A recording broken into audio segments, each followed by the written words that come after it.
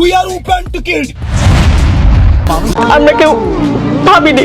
কিছুক্ষণ আগে আপনাকে একটা ঘটনার কথা বললাম, আপনি শুনেছেন। আমি আশা করি মাননীয় প্রধানমন্ত্রীকে আপনি এই ঘটনা 2024 সালের জুলাই আগস্ট মাসের গণঅভ্যুত্থানকে জুলাই দাঙ্গা বলে আখ্যা দেওয়া সজীব ওয়াজেদ জয়ের সাম্প্রতিক বক্তব্য শুধু ইতিহাস বিকৃতি নয়, এটি একটি জাতির সমষ্টিবদ্ধ স্মৃতিকে পরিকল্পিতভাবে মুছে ফেলার ব্যর্থ অপচেষ্টা।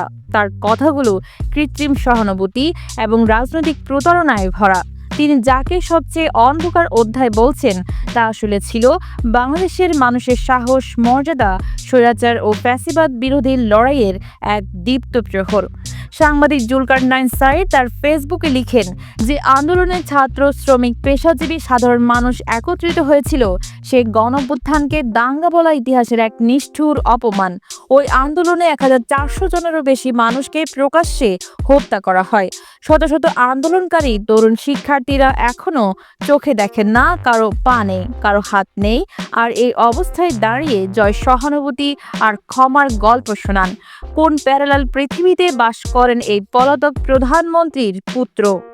তিনি যেটা করছেন তা দেশবাসীকে একসঙ্গে করা নয়, এটি এক ধরনের ছলনা। তিনি প্রতিবাদকে ভুল বলে ব্যাখ্যা দিয়েছেন, যেন আন্দোলনকারীরা নির্বোধ বা বিভ্রান্ত। এর মাধ্যমে তিনি রাষ্ট্রের বর্বরতাকে ধুয়ে দেওয়ার চেষ্টা করছেন, আর যারা গণতন্ত্র চেয়েছিল তাদের বিদেশি অর্থায়ন ও চরমপন্থার এজেন্ডা হিসেবে চিত্রিত করছেন। এই ভাষা পৃথিবীর মানুষ বহুবার শুনেছে স্বৈরশাসকদের ও ফ্যাসিবাদীদের মুখে। স্যার আরও বলেন, আসলে এটি সেই দল আওয়ামী লীগ যারা তিনটি কারচুপির নির্বাচন করেছে। এমনকি স্বাধীনতার পূর্বে পাকিস্তানের সামরিক শাসকরাও প্রতিদ্বন্দ্বিতাপূর্ণ নির্বাচন করেছিল। আওয়ামী লীগ যোগ্যতার বলে ল্যান্ডস্লাইড ভিক্টোরি পেয়েছিল, চুরি তাদের করতে হয়নি। কিন্তু গত 16 বছরে আওয়ামী লীগ রাষ্ট্রযন্ত্র ব্যবহার করে গণতন্ত্র ধ্বংস করেছে, মিডিয়াকে স্তব্ধ করেছে, বিরোধীদের গুম করেছে এবং আয়নাঘর নামের গোপন নির্যাতন কেন্দ্র পরিচালনা করেছে, যা বাংলাদেশে একটি গোপন গুয়ান্তানাম বে হয়ে উঠেছিল। এবং এখন প্রবাসে বসে স্বৈর শাসকের পুত্র আমাদেরকে শেখান গণতন্ত্র আর জনগণের পাশে দাঁড়ানো কিভাবে করতে হয়। আমরা অবাক হইনি, কারণ এটি ইচ্ছাকৃত অস্বীকার। তারা জুলাই 2024কে ঘৃণা করে, কারণ তখনই জনগণ তাদের শাসনের ভিত্তি কাঁপিয়ে ভেঙে চুরমার করে দিয়েছিল।